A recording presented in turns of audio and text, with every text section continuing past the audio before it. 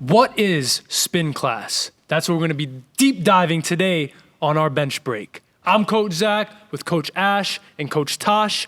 Let's talk about spin class. What are you gonna expect when you're walking into a spin class? Basically, you're gonna walk into a room, there's gonna be 30 to 40 to 50 bikes laid out in front of you. There's gonna be an instructor with a big smile awaiting you, telling you to pick your seat. You're gonna walk in there, you're gonna sit next to your friends on the bike. If you don't have friends, you're gonna sit next to a sweaty stranger, and you're just gonna be pedaling to the instructor, to loud music, bumping. Maybe there's a screen that shows your bike or how much calories you're burning, and then you're gonna be doing maybe some push-ups on the bike, or they're gonna be having you do something to spice up your experience on the bike. But basically, you're on a bike getting screamed at with loud music for 45 minutes to an hour. So what's our opinion on it? Should you be doing spin class?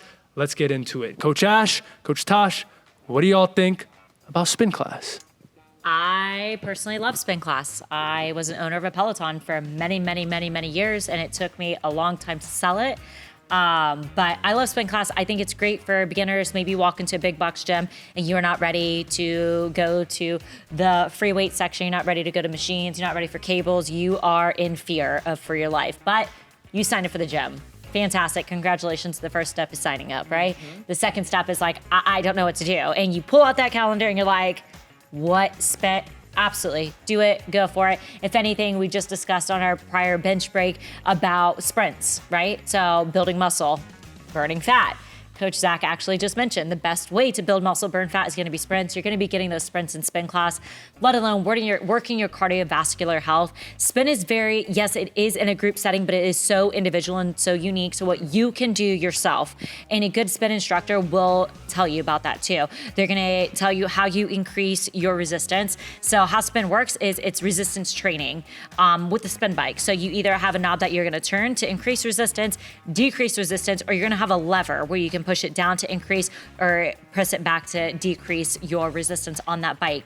And your spin instructor is going to coach you through this class, as Zach said. Hopefully they play good music and you're not walking into 70s music. I've seen some ancient spin instructors. If you see an ancient spin instructor, probably expect the music to match the age range, unfortunately. If you are a older spin instructor, no offense to you, but upgrade your playlist. You'll appeal to many different people too. But with that said, I mean, it's true. There's only one instructor on my Peloton that I would ever take his class. Like Coach Alex, shout out. I love Coach Alex. He's my favorite. I love his jams, but I like his vibe too. And anyways, with that said, a good spin instructor is going to tell you, hey, if you got it in you, go ahead, give me that sway. Give me that half turn. Give me that full turn. If you're just barely hanging on, I'm glad you're here. I'm glad you're showing up. Keep the feet moving. If you need to sit down, go back in the saddle. If you hear the word saddle, that means sit back in your seat. You have many different positions in spin. You have in the saddle, your position 1. You have a position 2. You have a position 3, which is your climb position. Clearly, I've taken a lot of spin classes in my life. I love spin. I think it's a great non-impact way of getting your cardio in. If you go through any sort of physical therapy, they're going to put you on a spin bike because it's not impact on the knees. It's not going to hurt your hips.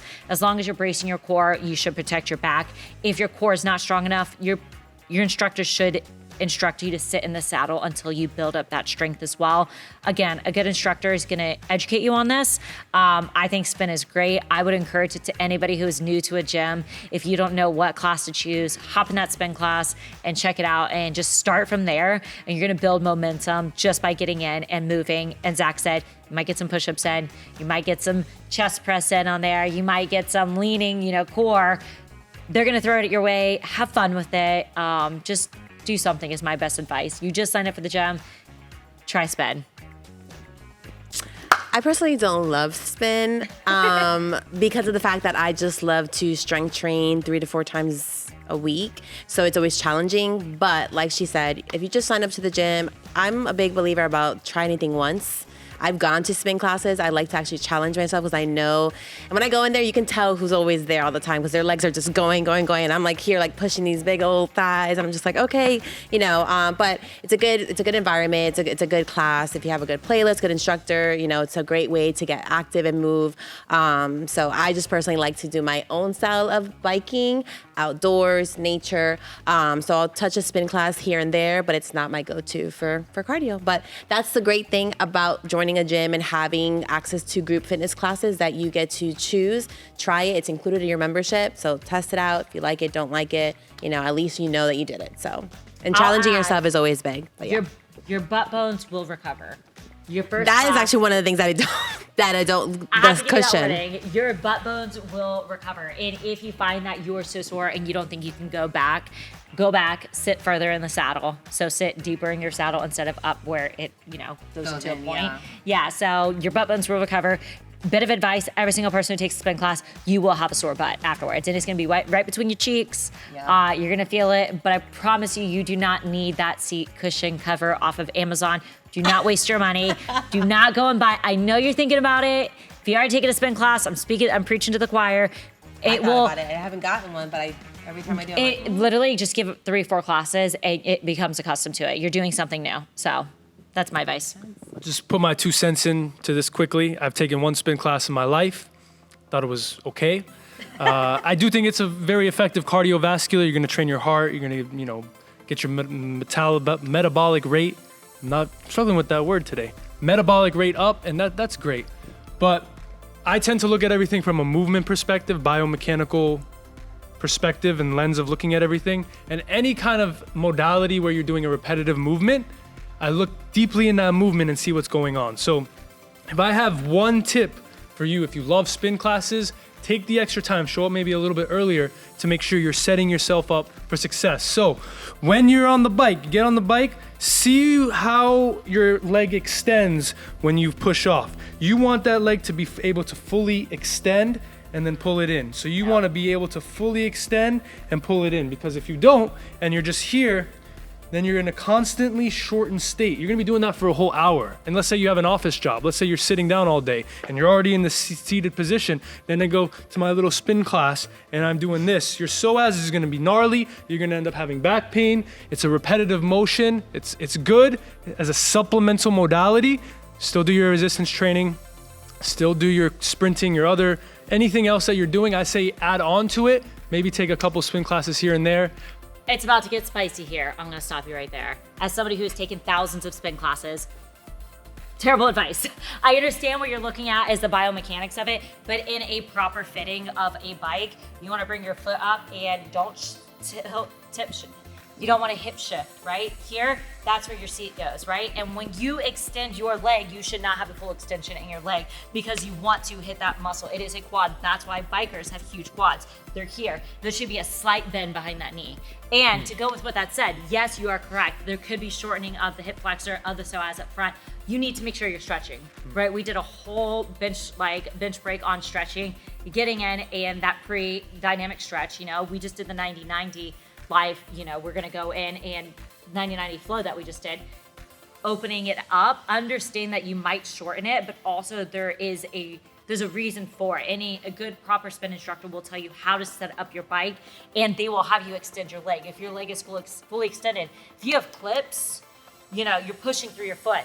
The one thing you do not want to do in a spin class is drive through your heel. You will get plantar fasciitis almost instantly. Not instantly, but again, that repetitive drive, this is improper, that's not natural, right? So you want to, it's technically mid-foot through toe is where you're driving through, but we know this in training, anything front, forward, front is going to be in that quad, right? And of course you're going to get the hamstring on that pull back up. It's a push-pull motion, it's not necessarily just a drive, but you want to be able to get that pull into, you don't want that full locked out leg on that bike. So a little bit of spicy content right there.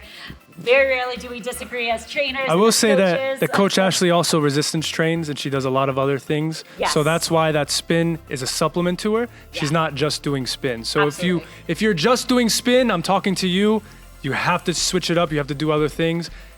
Coach Ashley does many other things, so good on her. But I'm speaking to you that only do spin, you're gonna have problems. I see not professional, but people who cycle all the time, and that's really all they do. They come into the clinic and they have all kinds of crazy back pain.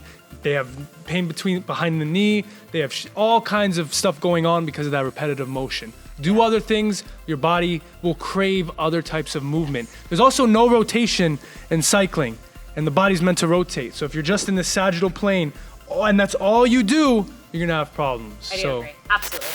Spin. Thumbs up or thumbs down? Middle. spins in the middle. All right, everybody, there's your spin class. You know what to expect. A lot of biking, can be fun, can be boring. It's up to you. I'm Coach Zach with Coach Ashley, Coach Tash, and we'll see you next time.